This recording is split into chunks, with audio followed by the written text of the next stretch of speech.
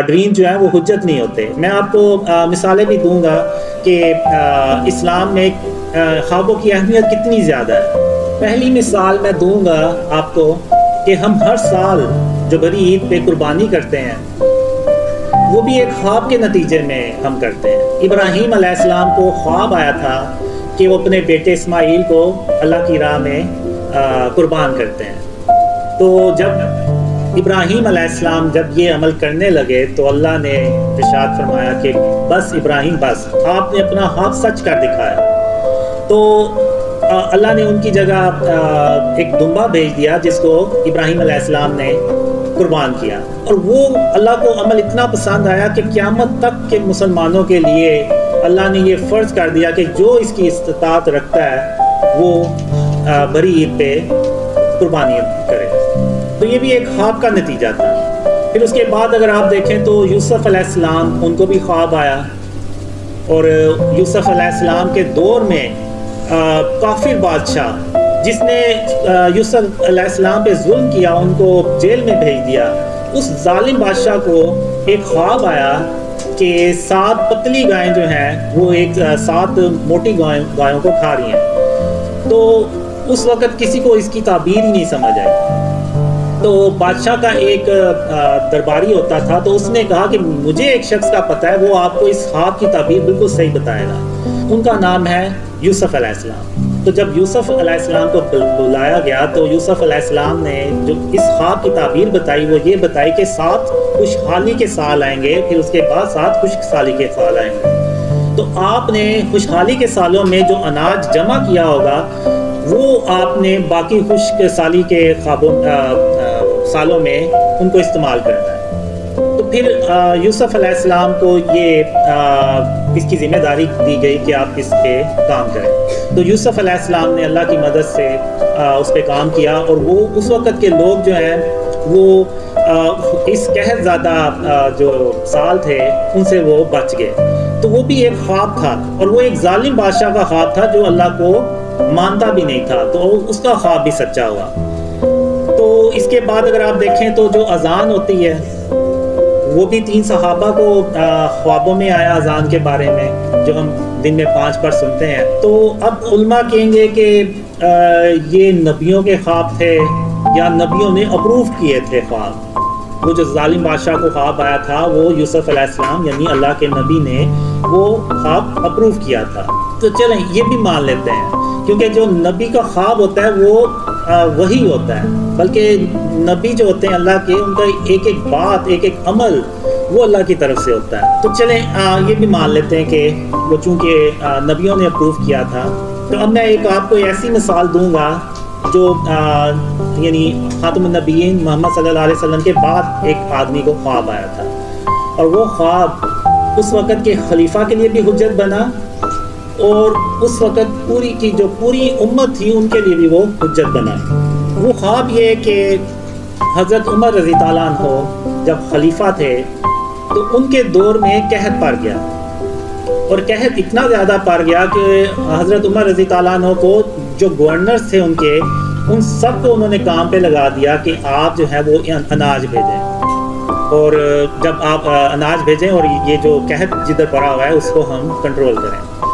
تو حضرت عمر رضی اللہ عنہ نے پھر ایسا سسٹم بھی بنایا کہ گورنمنٹ کے لیول پہ 30,000 لوگوں کو، تقریباً 30,000 لوگوں کو مدینہ میں ہر روز کھانا کھلایا جاتا تھا.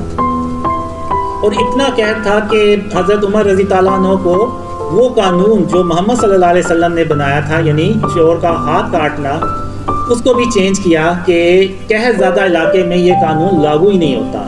تو یعنی اتنا شدید وہ قحط تھا، اور کئی مہینوں تک وہ قحط چلا. اور وہ حضرت عمر رضی اللہ عنہ یعنی جو خلیفہ تھے ان کو بھی کوئی رستہ نہیں تھا مل رہا کہ ہم اس قحط سے کیسے باہر نکلیں. پھر اس وقت ایک آدمی کو جو عام شخص تھا اس کو خواب آیا. ان کی خواب میں حضرت محمد صلی اللہ علیہ وسلم آئے اور حضرت عمر رضی اللہ عنہ کے لیے ایک پیغام بھیجا. وہ شخص حضرت عمر رضی اللہ عنہ کے پاس گئے اور اپنا خواب انہوں نے حضرت عمر رضی اللہ عنہ سے شیئر کیا، بیان کیا. تو اب آپ یہ دیکھیں کہ وہ ایک عام اس وقت کے انسان تھے. تو حضرت عمر رضی تعالیٰ عنہ نے ان سے یہ نہیں پوچھا آپ کی کریڈیبلٹی کیا ہے، آپ کی کیا یعنی حیثیت ہے، اس خواب کو میں کیوں مانوں. نہ حضرت عمر رضی تعالیٰ عنہ نے یہ کہا کہ نعوذ باللہ، کیونکہ ان کے دل میں کوئی کینہ بغض اور غرور تکبر تو نہیں تھا، تو نہ حضرت عمر رضی تعالیٰ عنہ نے یہ کہا کہ میں وہ ہوں جس کے بارے میں خود خاتم النبیین محمد صلی اللہ علیہ وسلم نے فرمایا کہ اگر ان کے بعد کوئی نبی ہوتا تو وہ حضرت عمر رضی تعالیٰ عنہ ہوتے. نہ حضرت عمر رضی تعالیٰ عنہ نے یہ کہا کہ میرے بارے میں حضرت محمد صلی اللہ علیہ وسلم نے خود یہ ارشاد فرمایا ہوا ہے کہ جہاں سے عمر گزرتا ہے وہاں شیطان اپنا رستہ ہی بدل لیتا ہے. اور نہ حضرت عمر رضی تعالیٰ عنہ نے یہ کہا کہ مجھے اللہ نے اپنی رحمت سے عشرہ مبشرہ میں شامل کیا. تو میں کیسے تم مجھے کیسے اپنا خواب جو ہے وہ اس طرح سے بتا رہے ہو. انہوں نے ایسا کوئی سوال نہیں پوچھا، کوئی ایسی بات نہیں کی. یہ جو میرے مخالفین ہیں جو ویڈیوز بناتے ہیں وہ کہ جی میری داڑھی نہیں ہے، میری نمازیں نہیں ہیں، اس کی کیا حیثیت ہے، اس کی کریڈیبلٹی کیا ہے، یہ تو دماغی طور پہ پاگل ہے، اور پتہ نہیں کون کون سی کیسی باتیں کرتے ہیں. یعنی یہ ایسے باتیں کرتے ہیں جیسے پتہ نہیں دنیا کا جو علم ہے وہ اللہ نے نعوذ باللہ انہی کو سے سکھایا اور کسی کے پاس نہیں ہے. تو حضرت عمر رضی تعالیٰ عنہ نے ایسی کوئی بات نہیں کی، بلکہ انہیں اپنی فکر ہو گئی کہ آخر میں نے ایسا کیا ہے کہ خاتم النبیین محمد صلی اللہ علیہ وسلم کو میرے خواب میں نہیں آئے بلکہ کسی دوسرے خواب کے بندے کے خواب میں آئے ہیں اور میرے لیے پیغام بھیجا ہے. تو آخر مجھ سے ایسی کیا بات ہو گئی. تو پھر اس کے بعد حضرت عمر رضی تعالیٰ عنہ نے اس خواب کے بارے میں باقی صحابہ سے مشورہ بھی کیا، اور پھر ایک خطبے کے دوران، جمعے کے خطبے کے دوران حضرت عمر رضی تعالیٰ عنہ نے یہ ایکسیپٹ کیا کہ مجھ سے غلطی ہوئی ہے. تو ہم اب جو ہے نا اللہ سے نماز استسقاء پڑھیں گے، یعنی اللہ سے دعا کریں گے، نماز پڑھیں گے کہ اللہ بارش برسائے.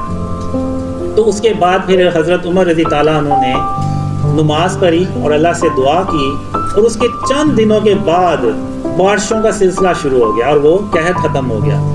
یعنی اگر آپ دیکھیں تو ایک عام سے انسان کو ایک خواب آیا، اور وہ ایک عام سے انسان کا خواب اس وقت کے خلیفہ کے لیے حجت بنا، اور نہ صرف اس خلیفہ کے لیے حجت بنا بلکہ پوری امت کے لیے حجت بنا.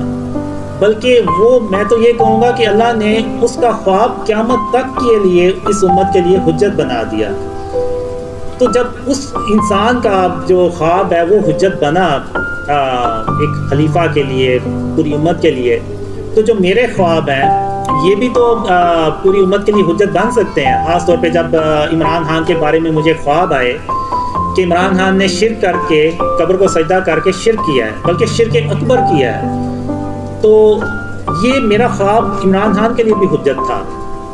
تو اب یہ جو آپ کو میں نے مثال بنائی ہے، اب ضروری نہیں ہے کہ اگر اس مثال سے ہمیں کوئی فائدہ یا ہماری زندگی میں کوئی اس کا ہمیں ضرورت نہیں پڑی تو کسی کو بھی نہیں پڑی ہوگی. اگر آپ تاریخ دیکھیں تو بڑے بڑے لیڈر گزرے ہیں، ارطغرل، عثمان، محمود غزنوی، ٹیپو سلطان، ان کے اوپر بھی کئی بار مشکل وقت آئے ہوں گے.